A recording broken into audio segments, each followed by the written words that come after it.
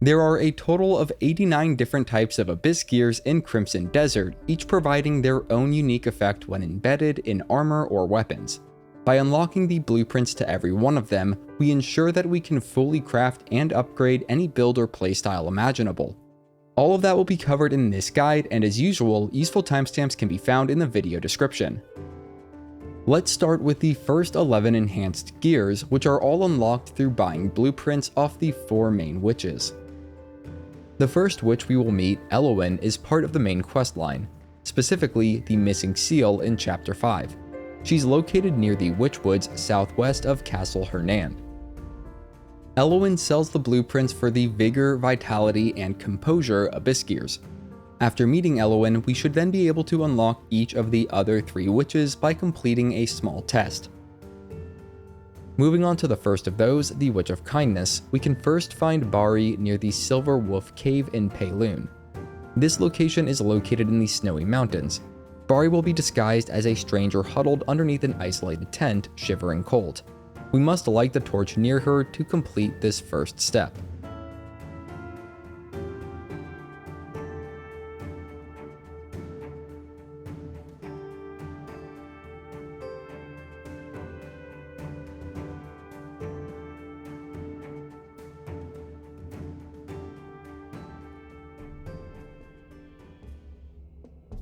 Once that's done, we can find the Witch of Kindness at her house in the center of Crimson Lake.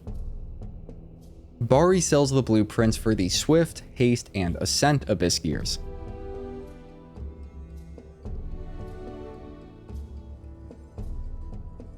Second on the list is the Witch of Humility, Lyselia. To unlock her, we'll need to find a person hanging from a broken bridge near Bagan, southeast of Payloon City.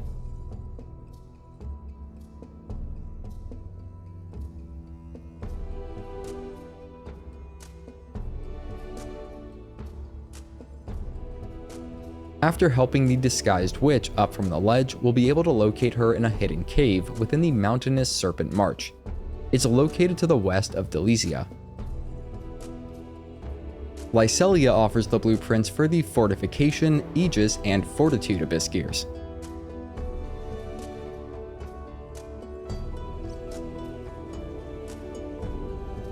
Last but not least is the Witch of Strength, Areciel. To unlock her, we will need to go a short distance north of Tashkalp in the Crimson Desert.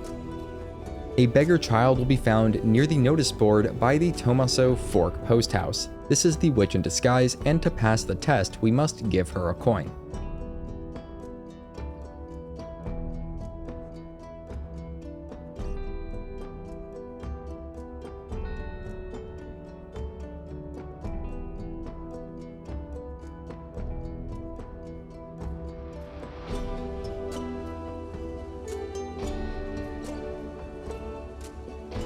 After that, we can find the Witch of Strength in a secluded shack west of Erdava.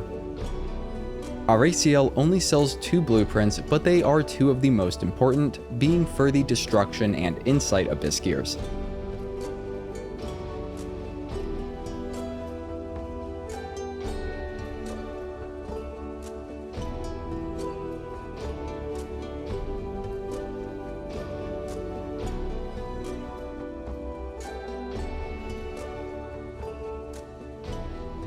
All of the remaining Abyss gear blueprints, many of which offer unique modifiers to certain attacks or skills, can only be obtained as a chance reward from completing certain exploration mission dispatches.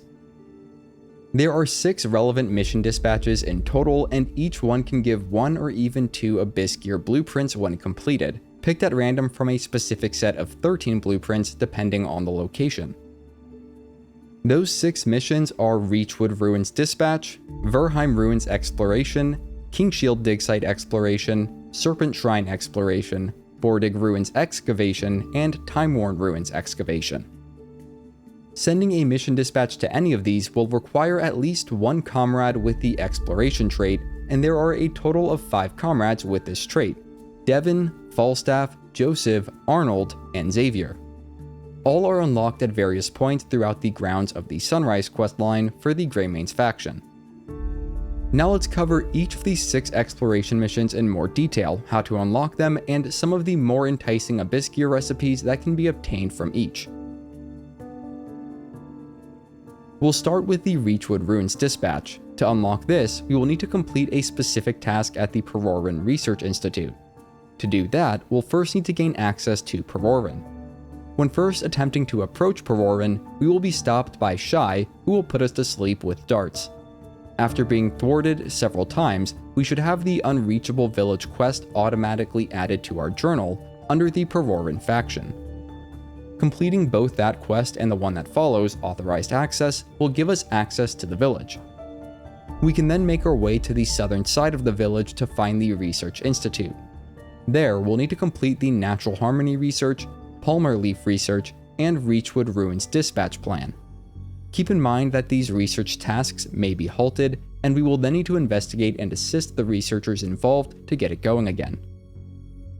After completing the mentioned research tasks, we should have access to the Reachwood Ruins Dispatch, though we may need to visit and/or liberate the location itself if there are any hostile enemies present there. Blueprints that can be obtained by completing the Reachwood Ruins Dispatch include the 4 remaining enhanced gears, along with Frost Hail, Volcanic Eruption, and Orbs of Lightning. There are other Abyss Gear blueprints that can be obtained from this mission, and I made a Google document with a list of all Abyss Gear blueprints and where they are found that I will link near the bottom of this video's description. I'll also include a list in a pinned comment. Next up is Verheim Ruins Exploration. It doesn't seem there are any requirements for unlocking this mission. If there is, it's likely just to visit the actual location and eliminate any nearby enemies. The Verheim Ruins can be found in northwest Payloon near the village of Odek. Notable blueprints from here include those for the Tempest of Destruction, Warden of Darkness, and Wound of Darkness Abyss Gears. Next up is the Kingshield Dig Site in northwest Demonis. To unlock it, we will need to first complete the House Marshall faction quest beneath the dig site.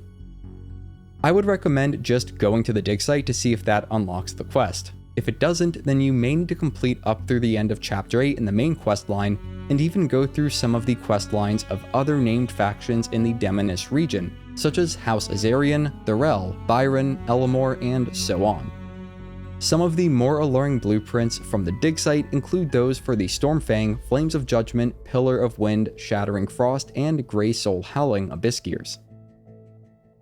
Next on our list is the Serpent Shrine Exploration. To unlock this mission, we'll need to complete the Asarion, the Great Serpent quest. This quest is fairly extensive, and it can be started by just visiting the Serpent Shrine location, at least after completing Chapter 7 in the main quest line, though possibly even earlier. It will require us to defeat all 3 of the ancient bosses, which includes Priscus, located in the basement of the Spire of Ringing Truth, Pravis near the Fallen Abyss in Crimson Desert, and Primus, who will appear when traveling west towards Arrowhead Rock. Interesting Abyss Gear blueprints from the Serpent Shrine Exploration include Lightning God's Affliction, Howling of Chaos, and Ator's Orb.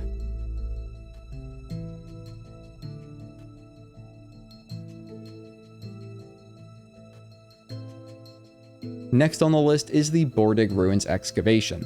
To unlock this mission, we will need to first go southeast of the actual ruins to the location that I marked on the map. This should cause us to automatically start the Savage Fang, Master of the Wetlands quest for the Lords of the Unclaimed Lands faction.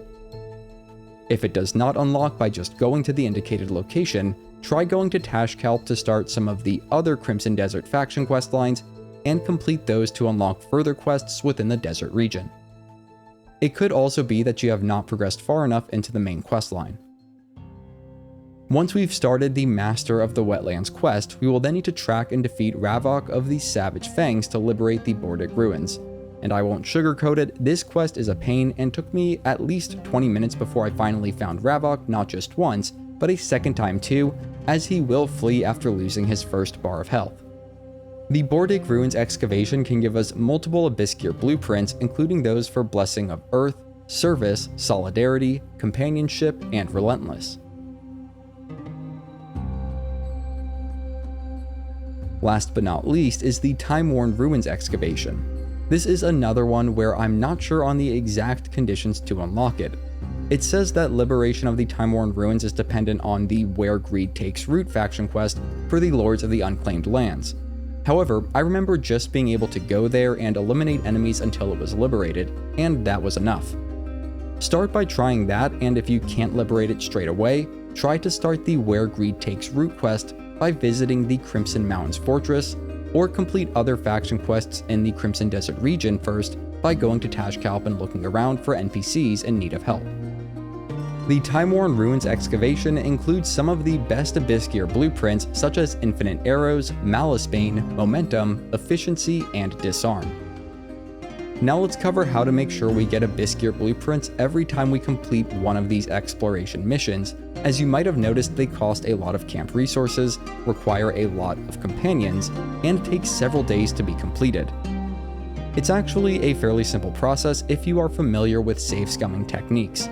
All we need to do is keep an eye on the remaining time for any exploration missions. Once it gets to around 5 or less minutes of in-game time remaining, we will want to save the game. We can then sort our personal storage by date so that the most recently added items appear near the top. This is where the rewards from our exploration missions will be deposited, which includes any blueprints. We then wait for the mission to complete, and if it adds one or more Abyss Gear blueprints, then great, we can retrieve and examine them to learn the recipe. If not, then we load our save from before the mission ended and try again. From my experience, there is about a 1 in 5 chance to get a single Abyss Gear blueprint from any of these 6 exploration missions. I've even obtained 2 blueprints from a single mission on a few lucky occasions. There are 13 different Abyss Gear blueprints that come from each exploration location, and I've never gotten a repeat blueprint, as in a blueprint that I've already acquired and examined. Once all 13 blueprints from a specific location have been obtained, you will not obtain any more blueprints by doing it again. So make sure to keep track of the blueprints you already acquired from each exploration mission so that you know when to stop doing it, and also so that you don't waste your time save scumming when there are no new blueprints to get from it. Once again, I made a Google document with a list of all Abyss Gear blueprints and where they are found that I will link near the bottom of this video's description. Anyone with a link can view and download a copy of it, then edit that copy to keep track of their own progress. I'll also include a list in the pinned comment on this video. Now, if you want to maximize the rate at which you unlock new Abyss Gear blueprints, you will need to take advantage of Mecha workers so that you can have as many as 5 exploration missions going at a time, 1 for each of the comrades with the exploration trait. I have a guide on how to produce an army of Mecha workers that I will link near the bottom of this video's description. If you have any questions on what was covered in this guide, you can reach out to me in the comments where I'll do my best to help. If you want to see more great content, you can head over to my channel. And if you're new, consider subscribing. You're helping me feed my cats, Marshmallow, and Coco. Have a great day if you're here today, have a great Sunday, and a great week, and as always, thanks for watching.